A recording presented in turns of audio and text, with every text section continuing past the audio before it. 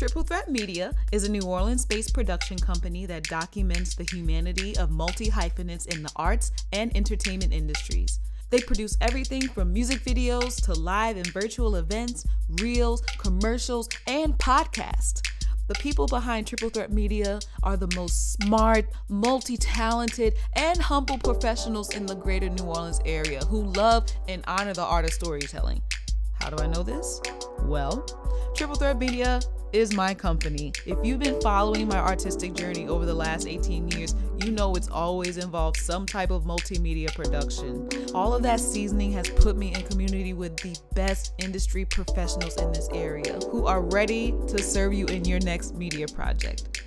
Also, with every transaction, Triple Threat Media shares a cut of their earnings to directly support the sustainability and economic empowerment of New Orleans artists. When you book our services, you are helping individuals in those communities keep their lights on, tap into their creative aspirations, and level up their entrepreneurial ambitions. For more info and to book our services, visit triplethreatmedia.net.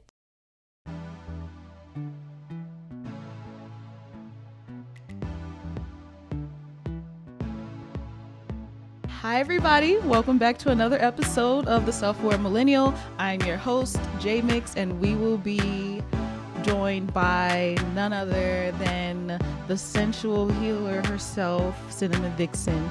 But first I want to give a couple of announcements to keep y'all in the mix on what's happening this month, because when this recording comes out, it'll be December. We are in the holidays, if you celebrate the holidays, but I mean, you're probably gonna catch the spirit regardless.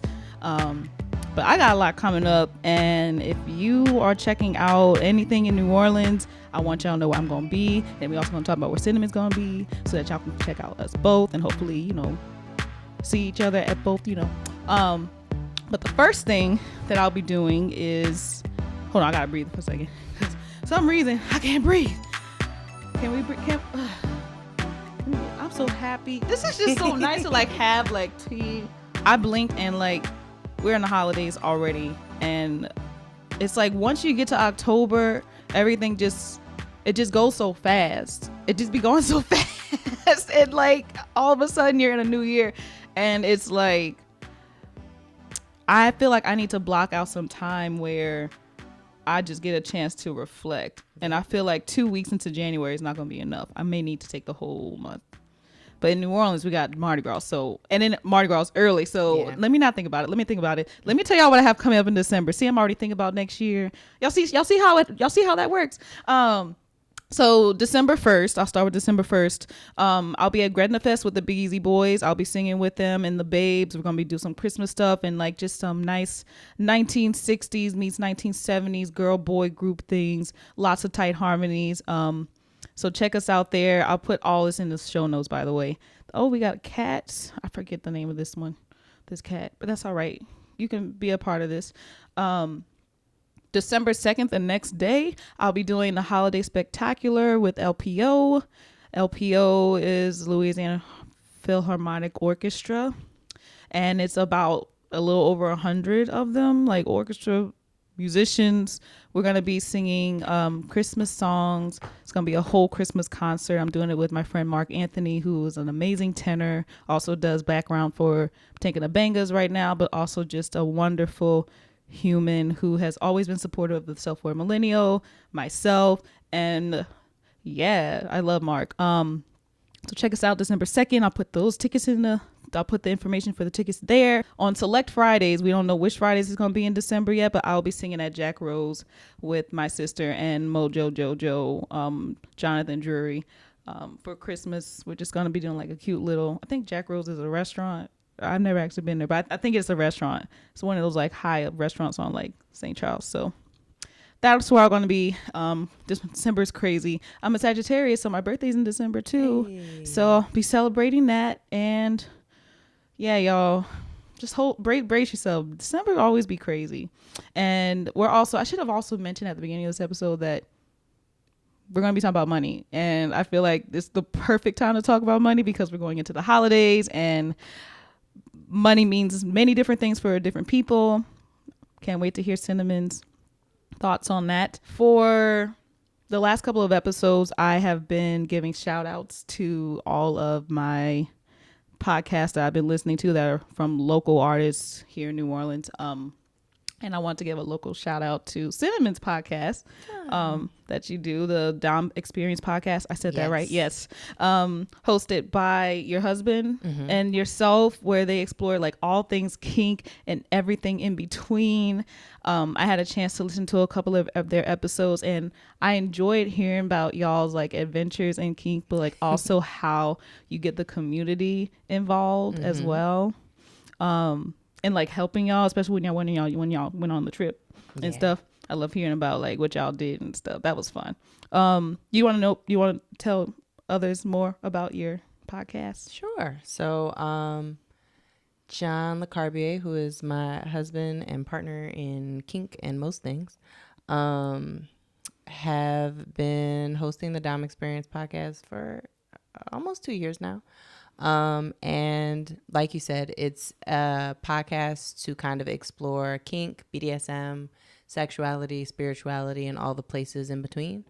And so we both talk about our experiences as well as bring folks in to talk about their experiences in those realms, or what their curiosities are if they don't consider themselves within those realms. Yeah.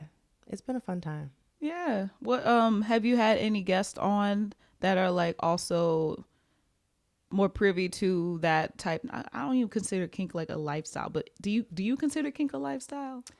I think most people consider it as like an alternative lifestyle. And so a lot of the reason that at least I do what I do, and I think John would agree, is because I found the healthiest like relational spaces within these like alternative or taboo spaces. So that's my goal, is to kind of be your friendly neighborhood dom and kind of bring some of these like more healthier components of things like communication, consent, boundaries, like safe words, those types of things into what folks like to call like vanilla community. Yeah. I think also what I appreciate about, not, I wouldn't consider just the kink community, but the kink community got it down packed. Like you said, like they know like how not to step over boundaries, and they're really good about like, you know, what's the word when you like prompt somebody ahead of time, or like they do like the work of like, negotiations. Yes. Yeah. Or vetting. That's what it is. Vetting before they really, you know, can like start doing whatever they want to do. But like it's, because not everybody knows what they want, and you kind of have to respect that and like figure all that out too. So like, right. I'm excited to hear more about that with your podcast. But y'all also do live performances or live experiences. So the Dom Experience actually started as kind of a show and tell meets lecture demonstration meets like play party. So as we got into a relationship together and we're exploring BDSM together, we had friends who were interested in BDSM. And so we like rented a hotel room or like a hotel suite for a night and had like the friends who were interested come over and kind of see what a scene in BDSM looks like from negotiations through aftercare. And we called it the Dom Experience. And that was like 4 or 5 years ago. How many of those did y'all have? We had about 3 or 4. Nice. Like of these smaller ones, either at our house or at like hotels or other spaces, with like more intimate like friends and folks who were interested. Because I'm a nerd. And by then I had been to a bunch of classes and we had been exploring together. We learned that I could not bottom for this and have him top. We both needed to like co-top somebody, because I would be talking like while getting like any impact or any of the other things that were happening. And it wasn't a good representation of me being a bottom. So we shifted the structure a little bit. But we were asked if we'd be interested in doing a podcast. We were like, yeah, of course. I've wanted to do a podcast. I missed radio stuff for a long time. And so we started doing the podcast, and we had also been show producers in our own realms. And so we started producing The Experience, which is a quarterly show We just wrapped our second year of the show, and it is an exploration of kink through performance. So folks come in, and from the moment the doors open, they're entering like a world of BDSM. We talk through consent. We have community guidelines that we've been developing, and negotiations, and then we go straight through like a playlist. Kind of takes us on a journey of different acts and demos of different types of kinks and fetishes with an intermission, and then folks get to try a little bit of it if they want to. And then we have aftercare, which is an opportunity for the cast to come back on and for folks to ask any questions or give any commentary that they might have. I love that. So it's kind of like, I haven't been yet, y'all. Like, nah, I haven't been to that. I went to the cookout. We're going to talk about the cookout in February. Okay. So by the time this comes out, mark your calendars. I'm going to put the links in the bio, February. But also, what was I saying? Dang, I already lost my train of thought. About the journey? Yeah, it's like, it feels like it's an introduction, because I guess there's an awareness that most people that are coming into it or probably coming to your shows have not really experienced it, and it's a good way for them to start. Yes. And if they want to know more, obviously they'll reach out to y'all privately. And so my goal is to kind of bring folks a wide spectrum of kink, folks who practice it and how it's practiced, so that folks can kind of get a taste a little bit voyeuristically. And in a contained environment, there are no phones, really, like no videos or photos outside of what our videographer and photographer take. And so it's a bit of a safe space for folks to kind of engage as they see fit. You can sit in the sofas far away, you might get a table, and be able to like witness these things.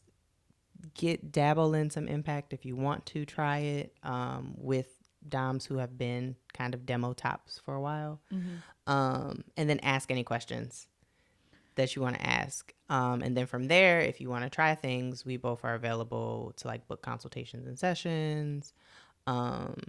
We have the dom experience, which will take you on like a little bit more of an intimate like class experience of these things, and then by the time this airs, we will have done our first ever dom experience con, which was our mini conference. Cool. In November, right before my birthday. And folks will have gotten an opportunity to like, how do you plan a scene? What does it feel like to play with rope? I'm teaching a class called Beat That Ass Like a Drum. Yes. That I'm really excited about, that like uses my West African like drumming experience, which is what I use on booties and backs when I'm doing that in life. And so those are some happy butts.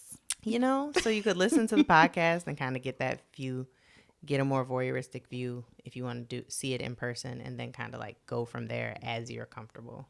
I think the voyeuristic view is pretty much like the standard, I feel, when people are like, I don't know.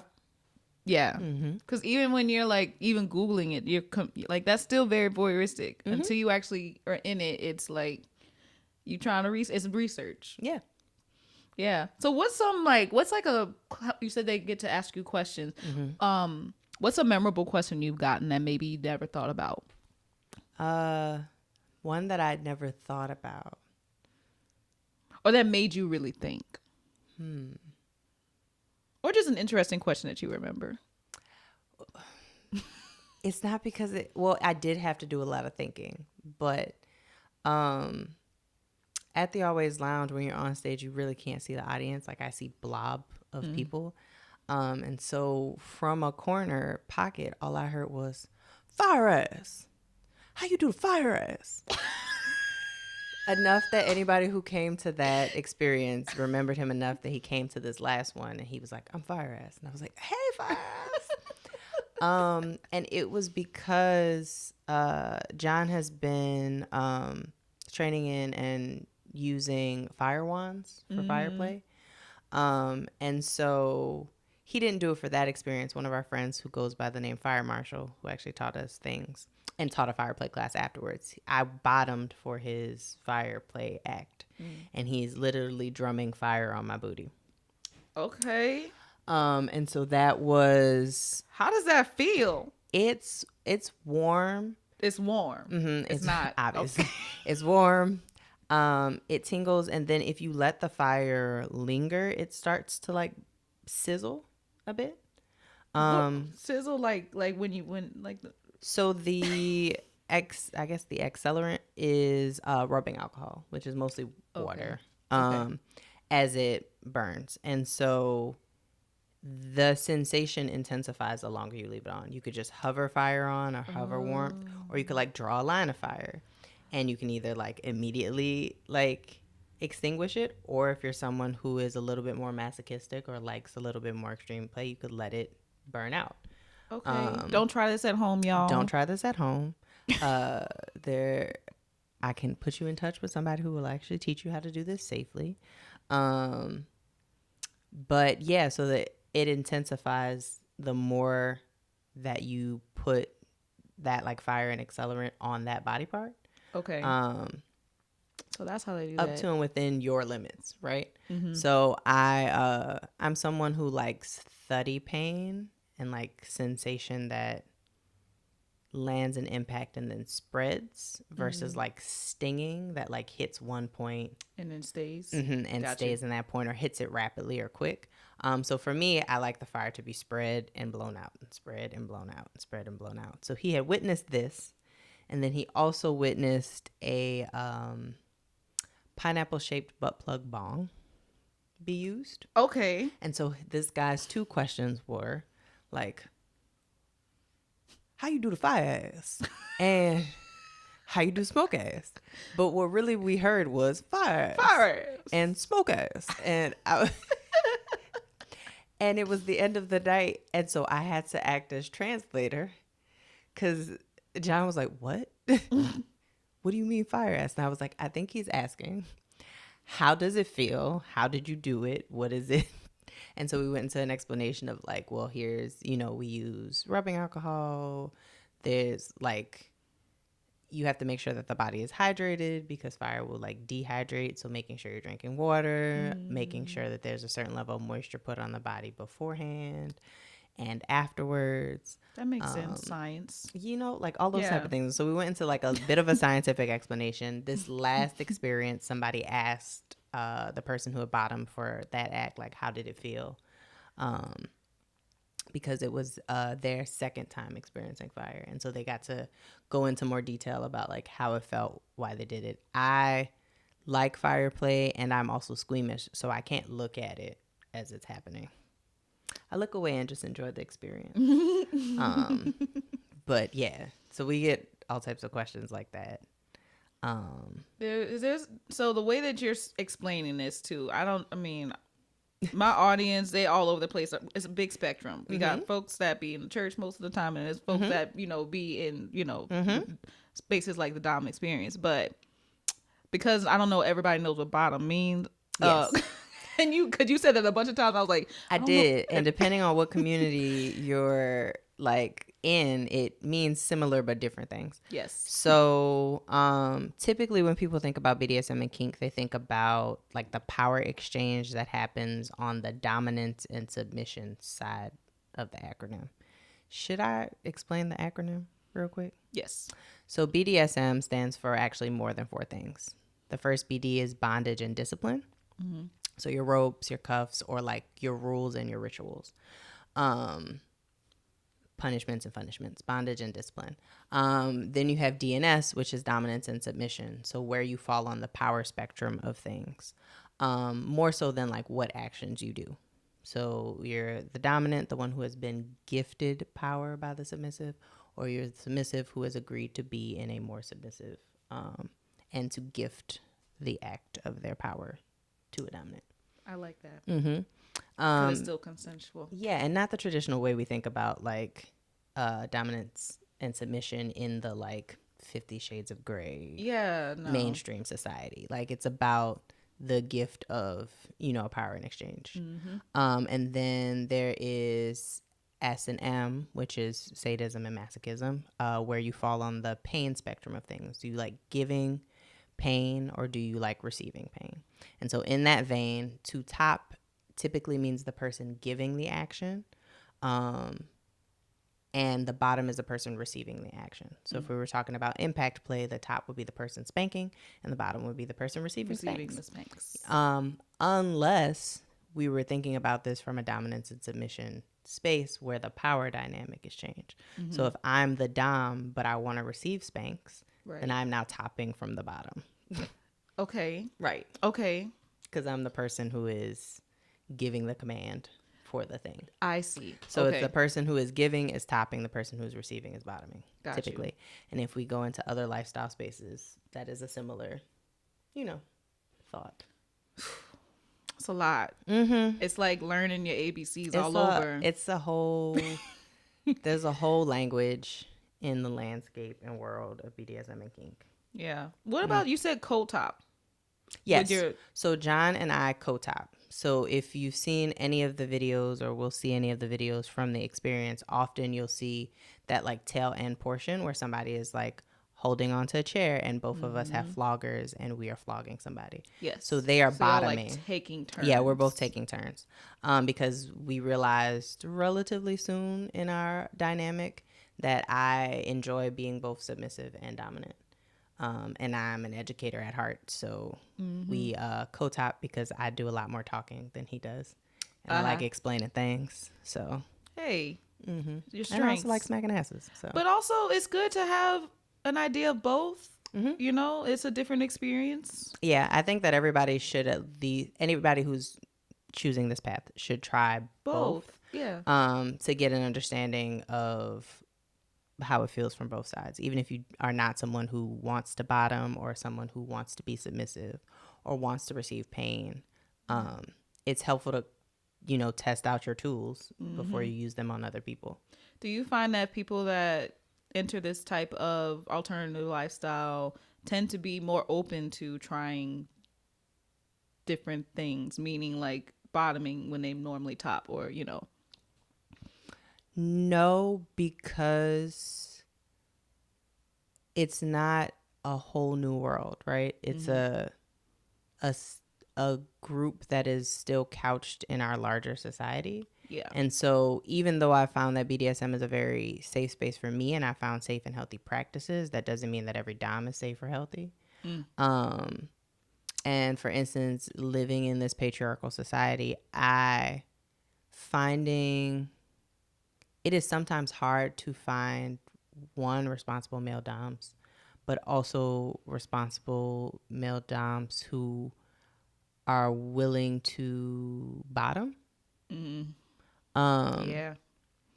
Now I've been couched in a very blessed and safe community full of folks like that, but I know that the larger world and the larger BDSM landscape is not, which is why, like, not fully, because we're in larger society. And so folks will, especially in alternative communities, you will find folks who are predators. Yeah. Because they're alternative communities. They're small enough that folks will try to vet out and weed out and, but ultimately, like I tell everybody, your vetting experiences are based to me, both in your brain and your gut. So not just because so-and-so has worked with us before means that they're going to be the best fit for you or the best person to vet. You have to vet everybody, including us, from your gut and your brain. How much experience do they have versus like who were they mentored by? Yeah. Or who did they study under? And also like what are your limits? Right. With folks too. So yeah. Okay. I was gonna go into like what the vetting process is like, then I realized we are talking about money today. Yeah. And we went and I'm like, what? Whole bonus segment. We might can do we'll just go into the bonus segment with that. Y'all can check out Patreon for that. Okay. What's next? See how I can just keep going? Like, money. I want to know more. It's like, wait, see, this is why I wrote it all That's why I down. was like, we could talk about a variety of things. Yes. So before we go into the topic of money, hopefully I'll have, when I post this, I'm gonna be like, we talk about money here, so that folks who want to just hear us talk about money will be able to just click the timestamp. But I do want to just kind of quickly go into your what made you become Synamin, and maybe more about like your journey to Synamin. Okay. So my life as Synamin Vixen currently encompasses a number of things. And how I got there are all paths to the same thing. So currently I'm known as a sensual spellcaster. A lot of people know me in burlesque. And I've been dancing for 27 years or so. So I've been dancing since a wee little lass or lad. Went to college for dance composition and Black studies.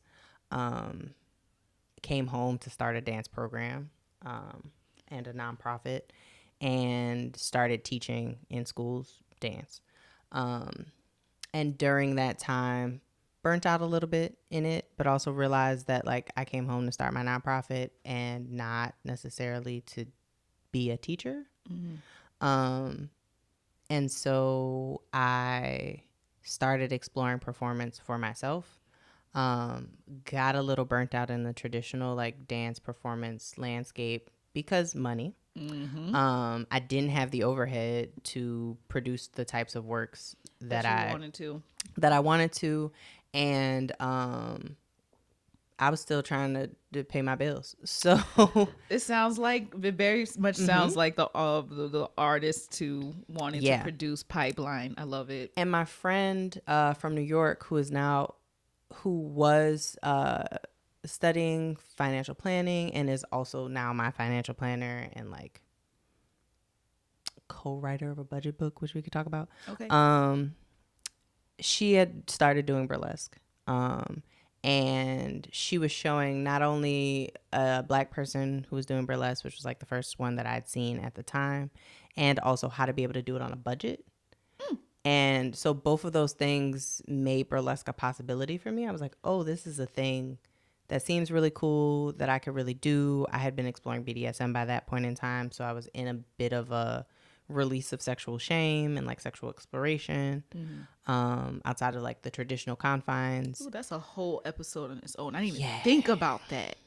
I'll be back, I think. Oh, yeah. But I had gotten my first wig around the same time too, and it was like reddish, and I was like, oh, this is cool. Like, this makes me feel really sensual. Like, what would my name be with this wig? It's reddish. Like, is it a sienna? No, it's like a cinnamon, but not the traditional like spelling. It's gonna be SYNAMIN, but like, what would her last name be? And my like BDSM persona at this time, like as a submissive to John, was like I'm a fox. So I'm like, if anybody follows Juniper Fox, like very much cat and dog and tame and untamed and want like all of this attention and all of these things. And so like I became Synamin Vixen because a vixen is both a female fox. It's what we call female foxes. And also like harkens to this era of video vixens. And as like a Black studies scholar, like I like to honor that legacy too. And it's like push back against the status quo too. And so that's how Synamin Vixen was born in name and kind of in movement. And so Juno, who's a local burlesque performer, I'd reached out to her as the only other Black burlesque performer that I knew of, and was like, I just wanted to pick your brain about any advice. I dance. I'm interested in starting burlesque. She was like, come down to a show. Like, I'll put you on the list. And like I went to Talk Nerdy to Me for the first time, and she like introduced me to Xena Zeitgeist and was like, she dances, she's interested in burlesque, and they were like, come on down. And essentially they're so like, welcoming, right, made it rain rhinestones on me, gave me all types of costume advice. I started kittening shows through Society of Sin, and then did my first performance, which is my cow act. And I did a Poison Ivy act as well, which is kind of like the persona that I was trying to channel at the time of Synamin Vixen. And like as I've shifted into being a dom too, like that idea of like power and influence is kind of like in my inspirational bag. But related to money, burlesque allowed me to step out of this like lack space when producing works, and I immediately get to take an idea from idea into form and like perform it in front of an audience, workshop it in front of an audience, get immediate feedback, and also get paid for it, which is rare. Yeah. And so that's how Synamin Vixen as a burlesque persona came to be. The Dom experience was becoming at the same time. And so Funny that's how that how. works. Like it just all. So I like was doing BDSM in my relational space and then also teaching it because I can't help but share resources. Yeah. And started doing like that type of more professional, dominant like education and lifestyle stuff. And then we dungeon mastered our first party right before the pandemic hit. And so since then, we've been dungeon mastering parties, coordinating like entertainment, doing all of that. Can you go into what dungeon mastering is? So there are play parties and or dungeon propers. There are spaces that you can go to that are dungeons that will have events, or you can create a dungeon at a party. And it sounds really dark and dreary until you get into our dungeon space. But it is normally the designated name for the space that BDSM and kink happens.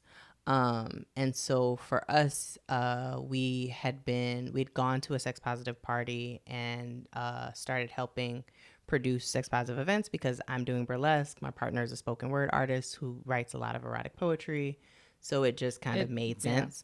And so we were doing entertainment for those. And then also because we had taught the Dom Experience classes, we were in charge of the dungeon. So we're the ones who are holding that space for folks to come and try things if they want to try things, or for more established folks who are coming to do like pick up play with their partners or friends or people that they've met at the party, that they can do that in a space too with some supervision. And so in our dungeon spaces, often there are folks who are coming to us who want to try things for the first time.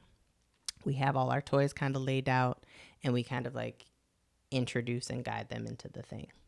Like if I don't know what type of pain I like, I'll explain it to them. Or we'll like let them touch and try different toys. And then we'll like, if you don't know what your pain threshold is, here's what a 1 feels like. Here's what a 2 feels like. Here's what a 3 feels like. Do you want more? Do you want less? Here are our like safe words, that type of thing. I mean, the general basis of how most dungeons are run. John and I are very silly and very playful and very like grounding for folks. Yeah. So the last dungeon experience we went to, we took our members on a field trip to one of the spaces here in New Orleans for their BDSM night. Not the field trip. Yeah, we did a member field trip. Do like a we did a takeover. magic school bus. We really did. I very much miss Frizzle. And I'm just like penguin walking in between like smacking butts and like giggling and like laughing, which is not what you typically expect to see from a dom. Yeah. You typically expect to see like all black, very hard, very intimidating, very patriarchal. That too. And for some people that is their kink. And I think a lot of people see that through the lens of like degradation or humiliation, which is only one element. It doesn't have to be. Right. So that element became a part of the Synamin Vixen life. And then I think the last main component of who I've grown into is like the healer component of things, which like all of these things are part of my like healing and of what is now called sensual healing, kind of as a ministry. But I've been making body butter since I was in college. And I was called to like start studying herbalism as well. So along with body butter, started becoming like teas and tinctures and all of these types of things.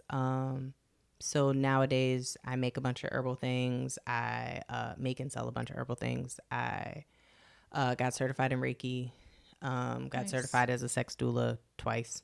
Have been studying like conscious erotic touch. Like I have so many questions. All of these like somatic healing modalities are all of those things are like the Synamin Vixen sensual healing thing. Like even when I'm doing BDSM with folks, it's from a like healing space. Yeah. Often I'm like providing space for It used to be mostly, I was providing space for mostly Black women to explore like submission and receiving pleasure, instead of like this myth of the Black superwoman for a while. And now I think my community has like expanded a little bit more, but that's still my primary like base of folks who come into space.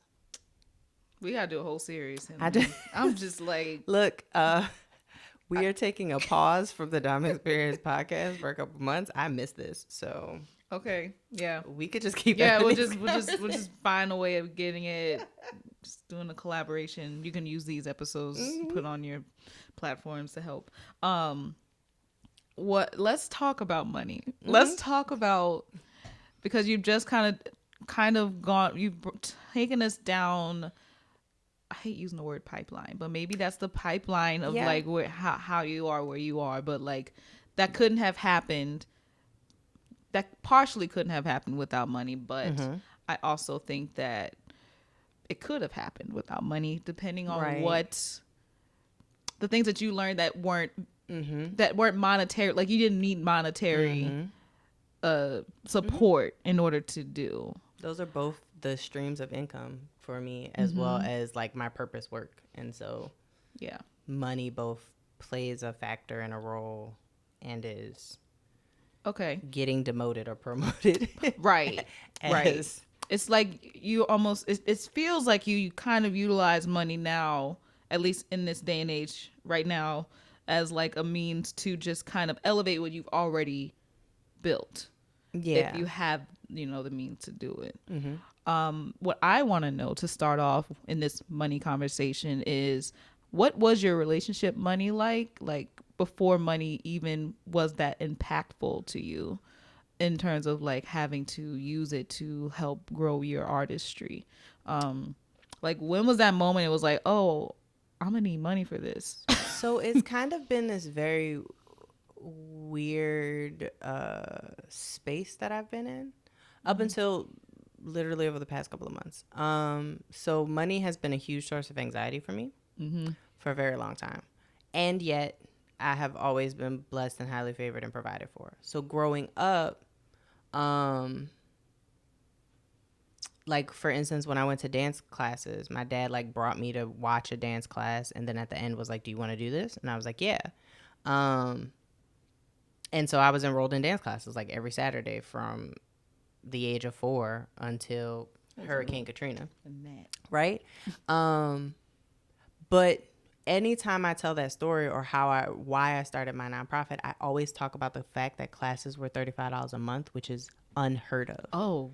Right? So there's some knowledge even in my childhood that like the only reason I was able to access this thing was because it was affordable. And that if it weren't, I wouldn't be able to access it. Right. And that was like always a thing. Like I knew I never really had to worry about anything as a spoiled, now burnt out gifted kid. And so that like gifted kid status afforded me a bunch of opportunities that wouldn't have been possible without that like tracking.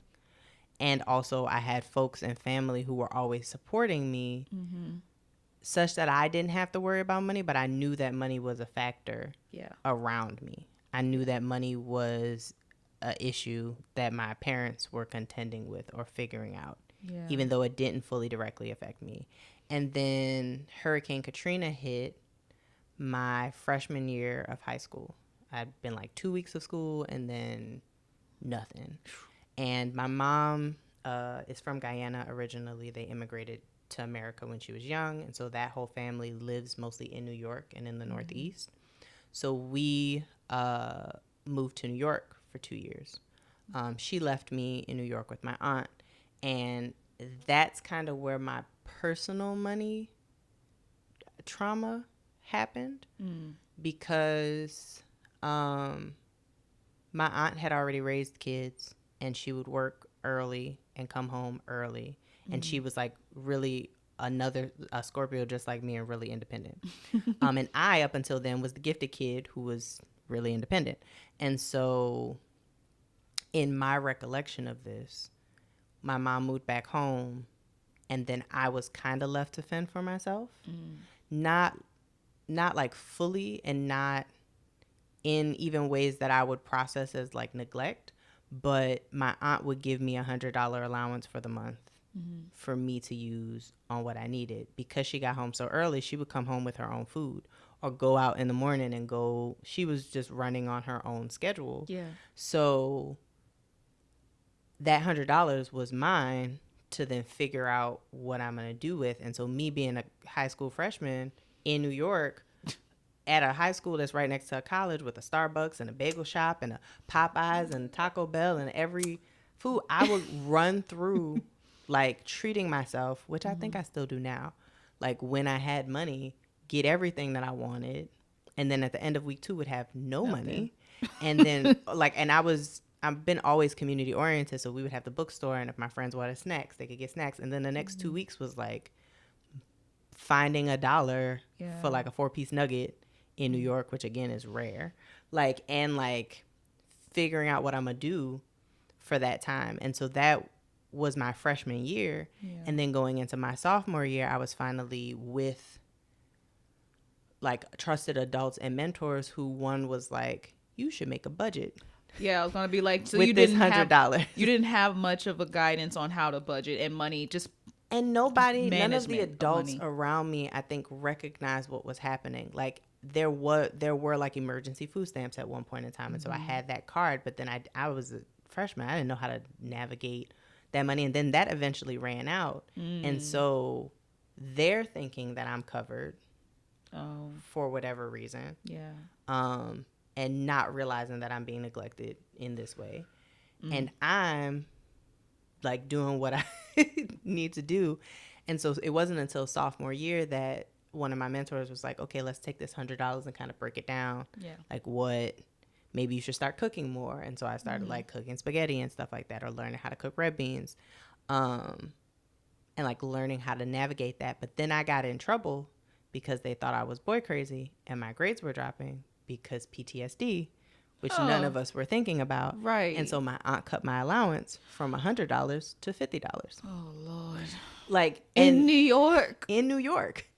Where like thankfully there was like a student bus pass, but not like, if I want to eat anything, I either have to learn how to cook, or I'm getting inexpensive, but like it all adds up, like food from, or asking friends, or like there was like a change jar in the, because I was in my aunt's basement apartment. She was upstairs. And so I was pretty much fending for, like, I had my own apartment as a 13, 14, 15-year-old, like, to like cook my own food. And like a cousin who was just an older male cousin who was like, he would steal my food if it were upstairs. Like, you know, he was mischievous in that way of like, no, I was fending for myself. And thankfully, like, had a grandmother who might give me some money, or a godmother who might give me some money. But I also wasn't like asking or begging for any of those things. It was just like I was fending for myself. Which I would say matter of factly. And I stopped because so many people would just look at me like, that's trauma. Friend, that's it is. I mean, especially what was going on at that time. Right. Within like here. Yeah. But what you were having to now experience there. And it's kind of like not knowing if you're going to be able to come back. That's a lot. And so I came back home for my junior and senior year of high school. And in that time, my grades had dropped. So we had to bring my grades back up because we knew that the only way that I was getting into college was if I got scholarships. And thankfully, I got into a college prep program and like got into college. But even then, it was between 2 schools. And one school, my financial contribution would have been $5, and the other one, it would have been like 1,000 and something. And my mom had to sit me down and be like, I need you to make the decision that's best for you, because I was just gonna go to the like, I don't know what I'm gonna study over here, but it's good, and I guess I'll study econ like I said I was. That's still nice. Only $5. Only $5. It would have been a horrible experience. And so I wrote a list, like a checklist of like what I wanted in my dream school. And then took one highlighter for one school, one highlighter for the other school, and then went down the list. And the school, Swarthmore, that I ended up graduating from is where I ended up being. Best choice of my life. But we knew that I wasn't going to be able to go there unless my grades and me like figured it out. Yeah. And even while there, their financial aid program is what allowed me to study abroad, because you pay them what you normally pay for school, and they send you wherever it is that you wanted to go. And their financial aid director like scooped me up as another mama too. So I was going to Ghana, and she was like, well, you've not had to take out a student loan yet. I think you should take out some money for spending money, because you're not going to have spending money otherwise. And that's the only student loan I've ever had. And then when I graduated, she was like, you have like a 2-week period before they cut off your ability to take aid. You should get some cushion money for graduation since you're moving home. And that's when the student loans I'm paying off are those couple of $1,000s. Yeah. So it's been this conundrum of like, You had people on your side to be like, this is what you got to do. having been in lack in one way to put me in this very big lack mindset about money, and having been blessed and highly favored in other spaces. Yeah. Like I graduated, right before I graduated, I had started my nonprofit right before I went to study abroad. I came back, I did the end of my junior year, I did my senior year. My senior year, my school had their first ever business plan competition. And I, like a Shark Tank style, they called it SWAT Tank. I'm the first ever winner of that business plan competition for a nonprofit. There were like business ideas and like Shark Tank type stuff. They awarded me the business plan like award for a nonprofit. Dang. And then I got their largest ever grant, because there's a social justice arm of Swarthmore that does like a bunch of, we're very social justice oriented. They gave me $14,000 to come back and start my nonprofit. Oh, They knew they weren't getting that money back. Right. They knew I was graduating senior. And yeah. Was it one of those grants that was like, you need to match it?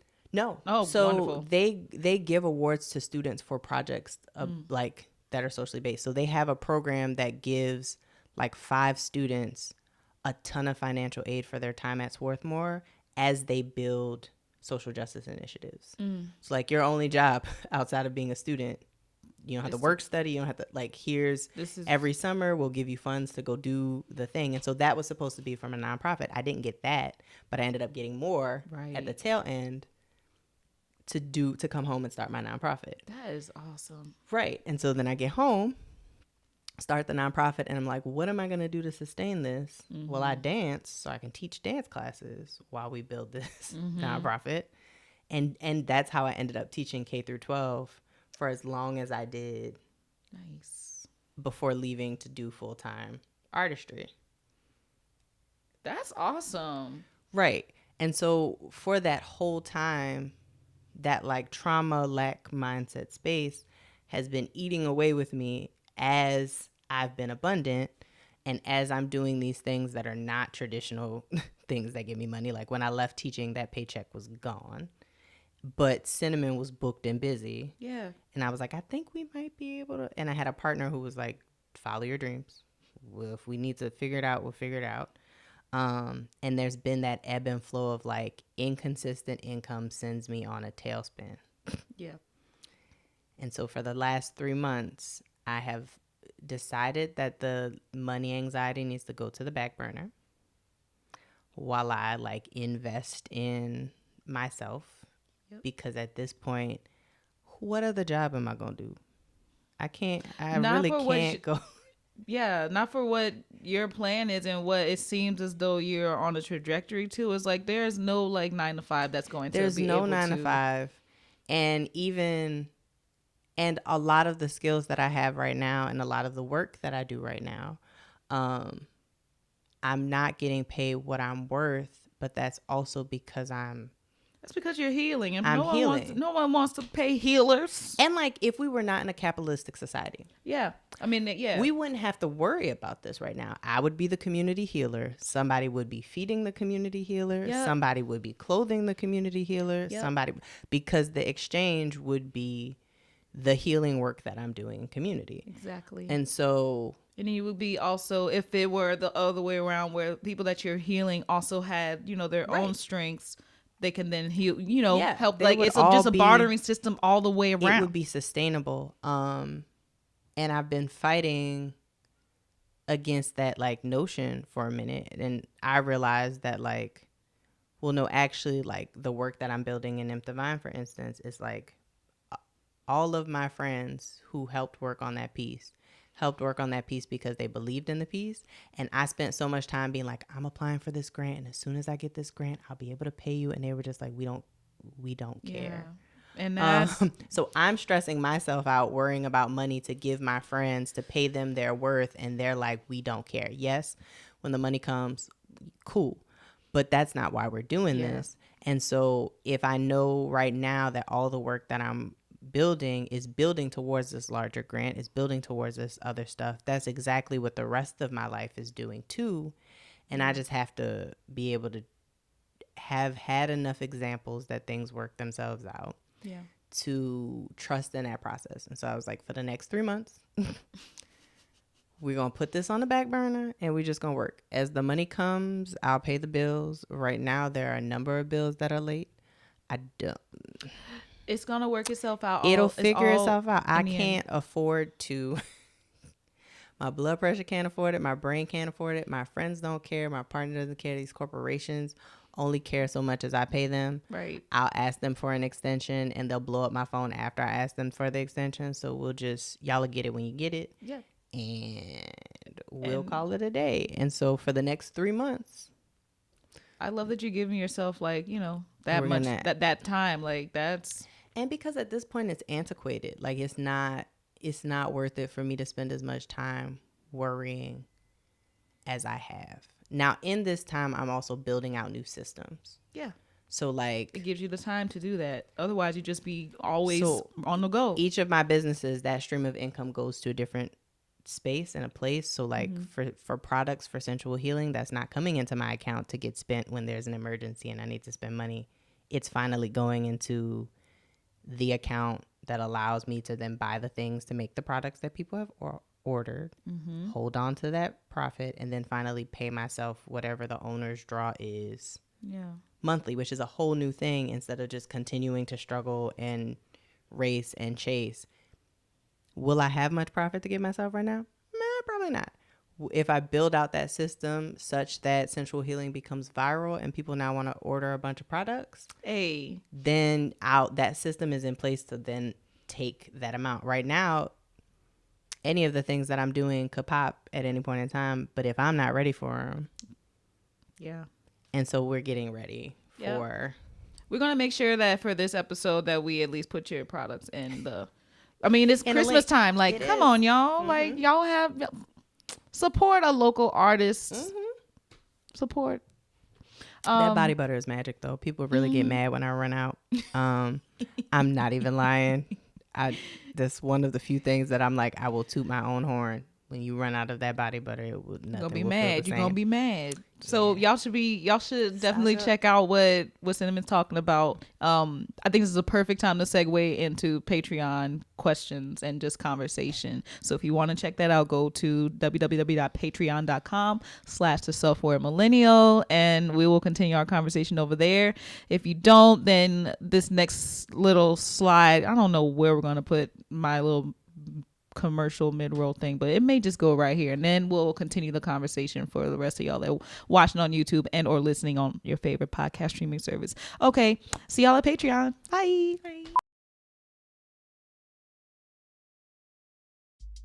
Is this conversation speaking to you right now? Do you feel the self-awareness taking over your body like a real good song? I want you to make a mental note to share the Self-Aware Millennial podcast with someone you love, because sharing is caring and love is not possessive. Sorry, y'all, but y'all can't have it to yourself. But for real, y'all know how good it feels when someone shares with you, whether it's their resources, their food, their wisdom, or their spouse. Okay, well, some of us. Spread the love. Decapitalize your mind and practice the gift of sharing. And want to help us reach new audiences? Rate us 5 stars on Apple Podcasts and Spotify. If you're feeling extra giving, leave a compliment. Come on, you know you want to. Enjoy the rest of the show.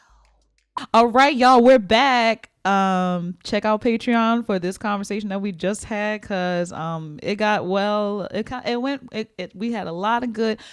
All I'm gonna say is that Synamin said some things that is not fully known to everybody that may listen to this. So check that out. But also Cinnamon has a Patreon, right? Yeah. Yeah. I do. So there too.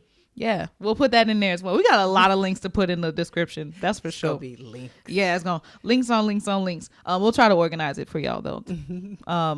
So let's get back to our conversation about money. We already kind of had a broad spectrum of like just like your relationship with money and how it has kind of gotten you to where you are now. I really enjoyed the fact that you know, acknowledge that having a partner that can help you kind of like focus solely on your artistry. That's not everybody has that privilege. That's why I have this like 3 months of like I'm gonna invest in myself, is because I finally realized that the bills for the most part are paid. Like he has a consistent paycheck. I'm stressing myself out trying to make sure that my friends who don't care are getting paid their worth. I'm trying to make sure that like the investments that I'm making into my business and all that stuff are getting their worth. But like to finally realize that I actually do have space to not sit back and coast, but like just take a step back from trying to hustle and like make money and really like reflect and then like plan and structure so that the abundance that actually seems very visible, like it's on the way, we can kind of see it on the horizon. When it comes, it's able to do what it needs to do like intentionally. That has been a blessing that I know not everybody has.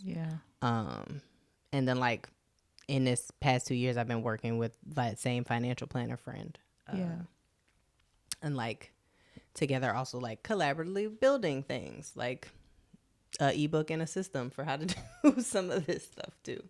What does that look like, The ebook? So the title of it is like Show Me the Money. it's like a budgeting book that we both made because we're burlesque folks, but it's applicable to pretty much everybody, especially like if you're somebody who freelances. And what happened was I've been working with this friend as my financial planner for pretty much the pandemic, like at least 2 years, of like, what does it mean to be someone who doesn't have a traditional stream of income? And so it has like kind of an artist grounding. So like it starts off with a meditation and like some questions and free writes about like money mindset. And then it talks you through like how to figure out what your expenses are, where your income comes from, how to like align those things to schedule them out based on the past 2 years of our work together. So I have a spreadsheet, like a budget spreadsheet for the year that has all of our expenses on it, all my stuff on it. I love income, a good like how all of those. I love a good I need spreadsheet. to go take a quick Excel class just to firm up my formulas. Because I just made one for all my shows, like what money comes in for my shows, how many people we budget, what we would like to guarantee everybody. And if it's like a tip split show, like it calculates like the tip split based on what tips come in. Like it's really cool. Nice. But in the ebook, you get all that like talk through and walk through of like essentially the first year of me developing like a system of money management. And like money flow as it ebbs and flows too, as well as the spreadsheets for you to use yourself. And so we've had that, we like co-wrote that, and it's like on the Sensual Healing site for anybody who like wants to take it as ebook so that you can take it and print it if you wanted to, or take it and use it. So you say that it comes with like templates of what y'all. Oh, that's awesome. I love a template. Yeah, it comes with templates. It comes with like guided exercises on how to build and develop all the things. And then if you wanted to continue and deepen that even further, you could either meet up with either of us to like do more in depth.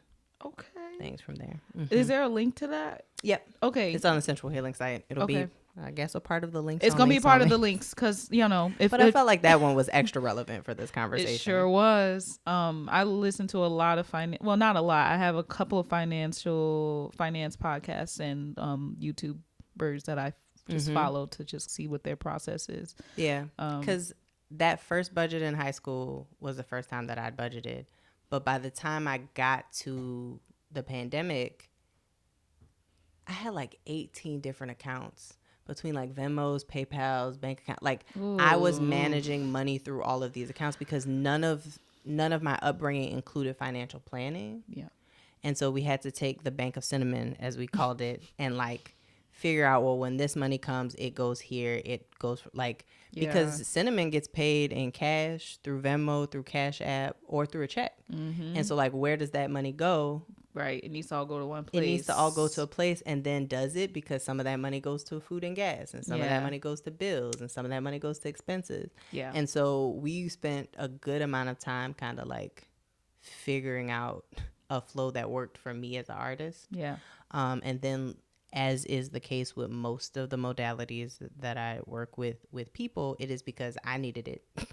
And then I figured it out, and then now I have this resource for other people. Exactly. Like I made body butter because I wanted body butter, and it just so happened to be really good Christmas presents that people were like, you need to sell. And it's been a decade. Just saying, it's coming out right before Christmas, so body butters, Get y'all. some body butter.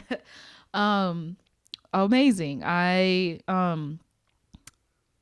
think I'm curious about, because it seems like we start off the conversation. We talked about the beginning of your money journeys and how it was more anxiety ridden, and now that it's something, now it feels like it's more of an not asset. Asset's such. I mean, it is an asset, but like it's not as anxiety ridden as it used to be, because you're getting to a point where you're realizing that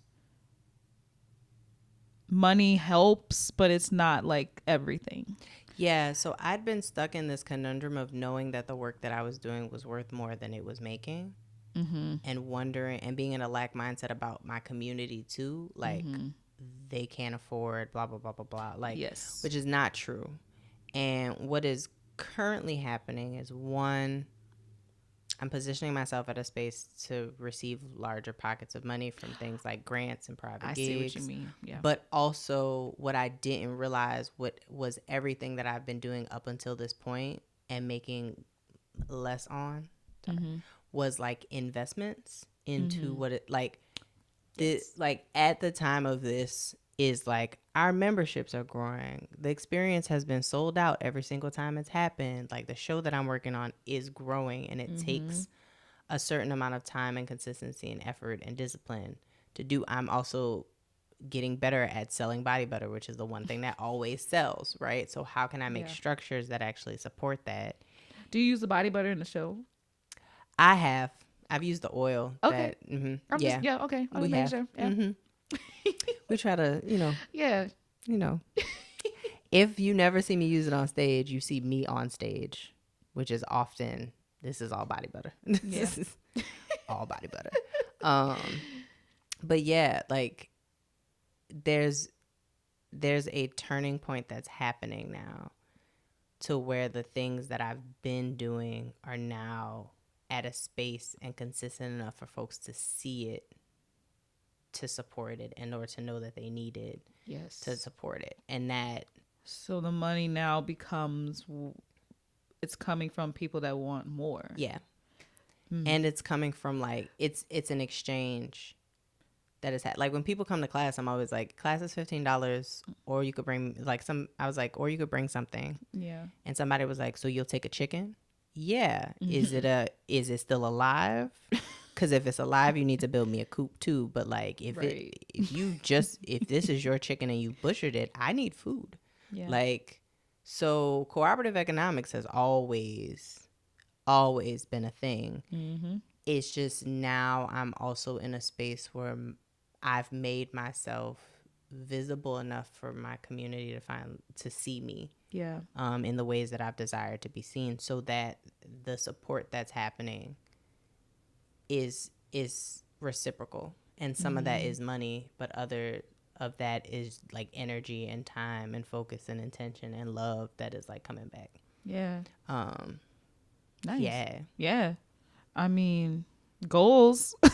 Goals. It's a process. It is. Because, y'all still navigating like your old mindsets versus seeing like, now you got to get into a new mindset and figure out like what that looks like. I'm like, you get 3 months. You go on the back burner, go take a break. We're going to build out some new systems and see if money, anxiety, and lack mindset are still necessary. Yes. Speaking of streams of income, I do want to talk about your book. Oh, yeah. Because we totally forgot to talk about that at the beginning. So not only is Synamin a healer and all the wonderful other things that we've talked about this entire episode, but also an author and a writer. So let's talk about is it Diary of Nip Divine? Daughter of a Nip Daughter of Nip Divine. I don't know why I said it diary. was originally going to be Daughter of a Nip Divine. That's a very long title. But yeah, Daughter of a Nymph Divine, or I always shorten it to Nymph Divine, is a book of ancestral poetry that I wrote and released during the pandemic and released in 2021. And it kind of chronicles a bit of my grief journey, talks about inviting silence and like matrilineal lineage, and also looks about pleasure and some kinky things too. And so I released that in 2021. One of my friends came to the reading and was like, this needs to be an audiobook. And I don't know if I'm be good at it, but I like to help make it happen. That's literally all you need sometimes. Somebody's like, yeah. I'm not this great at it, but like I want because you trust like, me. In that lack mindset space, I was like, well, I've always wanted to have a book of poetry, but I wanted one copy to have on my shelf so that I would have my poems. But what happens is I write the poems and then it resonates with people and they were like, this should be a book. And I was grieving, and the written word is always how I process things. And so I was like, okay, it's going to be a book. And then I was like, well, I don't know what happens with it after I release it. And, maybe I'll try and get in bookstores. So when he was like, audiobook, I was like, okay, sure. And then Laveau Contraire, my drag mom, we had gotten a tech residency at the CAC to do colors. And each person in the show is telling a story using a color. And I was like, well, I don't know what story I'm gonna tell this time. She was like, your Nymph Divine story. What do you mean? Like... Yeah. And so it was like, how do we take these poems and start to develop a work, like a performative work out of it?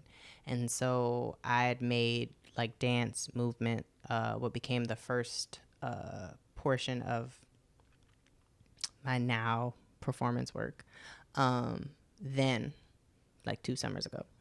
And so I was like, okay, now this is a thing that I want to expand and debut, like and we need to make the audiobook. And so I got with my friend Ricky, and he sends me the first thing that he's had of this audiobook after we had a conversation, and it's like a sonic landscape. Like there are birds chirping in the background, there's water. I'm like, what is it's like the audio version of a Beyonce visual album. Like, what is this? This is amazing. And so we worked on that and on movement and on what became Daughter of a Nymph Divine, the performance version, which came out in September. Yes, and that's why I went to go see. And I had all the questions, but I was like, I'm not about to leave all this time. It was at the end. They had a talk back at the end, and I was like, I wanted to ask all the questions, but I was like, let me just keep it to like 1 or 2. And yeah, I was just absolutely impressed. And shout out to Rebecca, because Rebecca was like, I think you need to check this out. I don't know why you and Synamin haven't had it was our final chance meeting each other after like 4 different people were like, y'all haven't met yet. Yeah, it's like our paths just never completely crossed until then. And now I'm just like, I have like, I don't know, I've been trying to support Synamin every single time I can. And then it's like, Yes. trying to find times like this to do podcast episodes. But like, I always found that Synamin and I had like very much like the same outlook on our creativity and how we navigate like sharing it for others. And so knowing that there's people out there that like see us and then they're like, why don't y'all know each other? I'm like, Right. Our community is everything. Okay. Yeah. And in terms of that, also the community, I will also say like, even from like a monetary standpoint, that's not monetarily like induced, but like the way that they just try to help in so many other ways. Like right now, using Lefty Lucy space. So I did a really cool thing. Okay. In October, where I've seen a couple folks use bingo as like mutual aid. And so I'd had a friend that was trying to support a friend, and they put different monetary amounts in each bingo and was like, well, let's like see how many ways we can get bingo. Yeah. And I had another friend who did it for a recently housed person who needed like cleaning supplies and like a gift card to, Walmart or like, different things like that. And something in my brain one morning was like, I should do a support bingo, because I do all these things. And I think often I do so much that people don't know what I do. And also like I need support. Yes. So I made a bingo I saw slide that. of like okay. like come to Sensual Movement, like buy a copy of Daughter of a Nymph Divine, listen to the audiobook on Spotify, like join the Dom Experience membership for like $5. And it was a range of like, pick a song for me to dance to at the cookout. And it was like a range of things. That's such an amazing visual way to just show people all the stuff that you are doing, but also to help them support, even if they can't do it in person. And it was like full of a lot of Body Butter was not on there, because I was like, everybody knows, everybody will see it, but book me for a gig is on there, and like, get a grant writing discovery call, because I do grant writing. And I was like, what are the things that people don't know? Right. We reached the first bingo in like less than a week. See? And like to community, like everybody was like, ooh. People came to class for Sensual Movement and was like, I want to be the person to knock off the bingo. Like, can I be the one to X out like, we blacked out the board before the end of the month. And it wasn't all monetary. It did make a monetary difference completely. Yeah. It was almost $1,000 in support to have like booked at least one of my services or come to a show, or like the song that we're doing at the November cookout was a song recommended by somebody as a part of like in the bingo. And like the people who could support in multiple ways just like kept going. I like, love that. They would wait a little while to see if anybody else was going to do the thing or see what was left. Yeah. And it was a really good, I was like, it's almost like a wedding registry, but like for that would be a really cool idea for a wedding registry. All right. Yep. I just thought and about I'm that. thinking now about like how to do one. It will be back because people are really excited about it. But I'm trying to think of one that allows me to gift folks. Rather than like asking, like, what's a version of this bingo that allows me to give? Yeah. So I might do the same thing kind of with these services and like allow people to claim them. Yeah. In that way. Yeah. Which would be cool. Yeah. I love how creative minds just work, and I don't know. This is why when I select my guests, like I feel like they're just a wealth of creative knowledge and just the things that you come up with, and like I don't know. I'm always just right. I just like be patting myself on the back, like yes, good job. I'm very anti-capitalism right now. I'm very I am too. Like do thing for money, and so I decided to take a break from my money anxiety, partially because people would come to class or were not coming to class because they were like, I like really want to come to class. I've missed it, but I don't have the funds. And I'd be like, fuck that money. Right. Like, I don't give a fuck. Come to class. And if I can say that, to people with my whole chest and my whole heart, because this is like the work that I'm meant to do, then like I need I'm gonna apply that to myself for 3 months. Like, we gonna because if I'm gonna tell people to come to class because I really don't care whether they have the money or not for class. Yeah. I do have to make a living, but You'll like, find another way of that's getting not that, the- and it's more along the lines of like your Right. exchange, being able to heal them, help them in the ways that Right. help fuel you anyway. So and it's that's how just, money has flown to me when I've like desperately needed it. It's been like money will just come. Like, yeah. So on that note, y'all, I mean, we talked about money and everything, but like, know that money is not everything.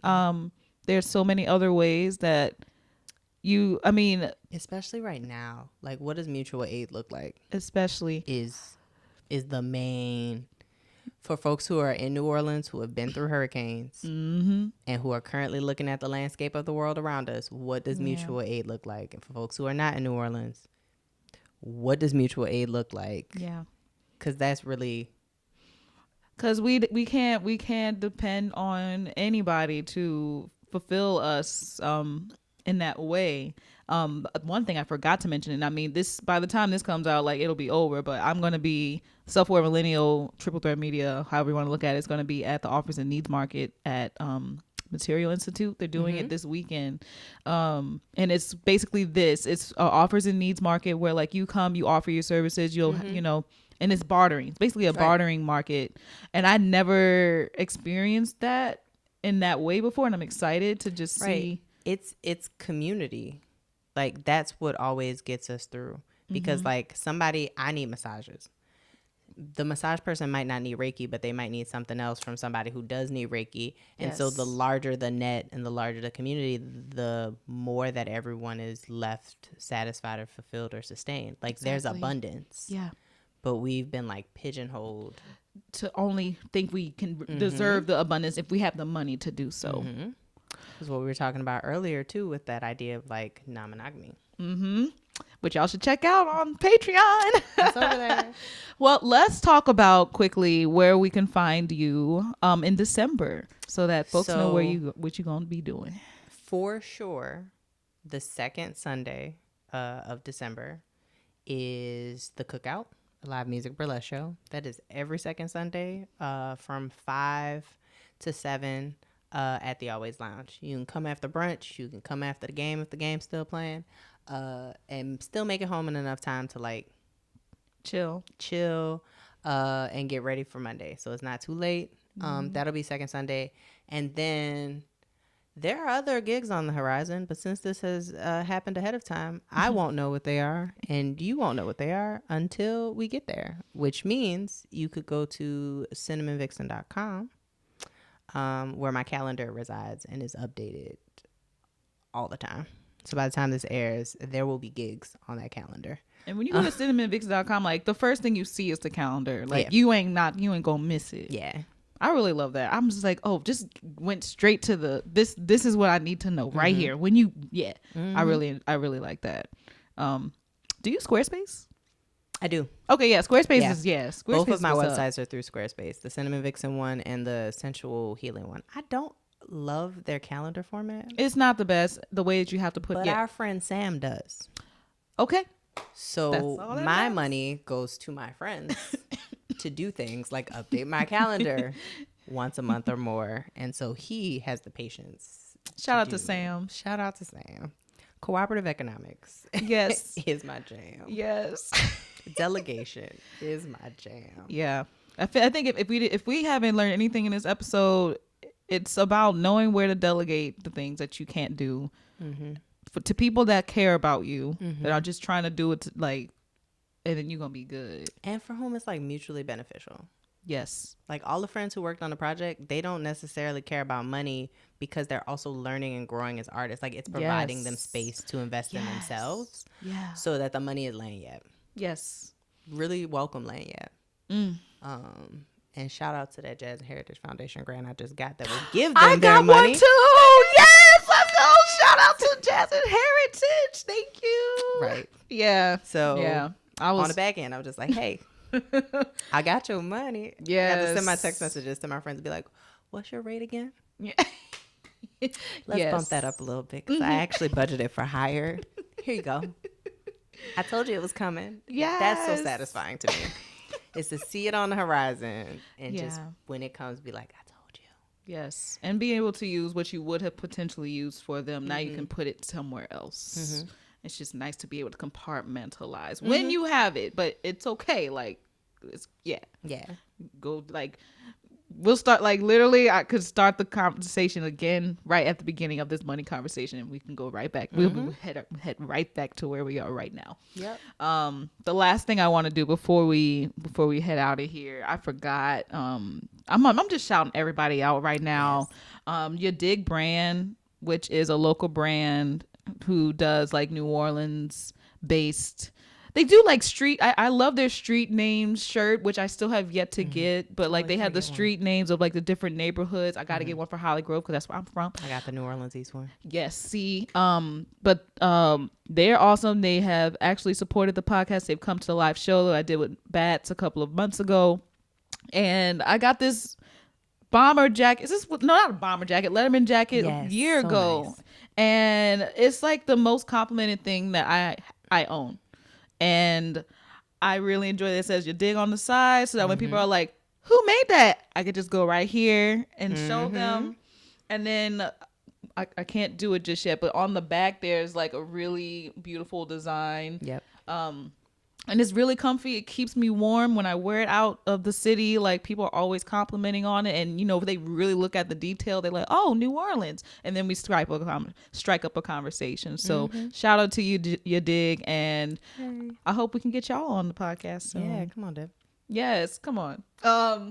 So thank you so much, Synamin, for joining us for this long, beautiful conversation that we may have to put into 2 parts. Let's be real, and that's cool. That's for y'all. For y'all, that means 2 new episodes whenever this comes out. So abundance. But that's when the conversations are abundant. So that always happens it only happens that way when it's like that. So Yep.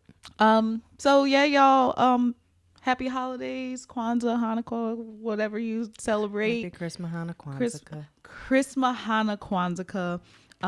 And I hope that y'all have a good rest of your year. I had to think about that. Like, wait, we are at the end of 2023.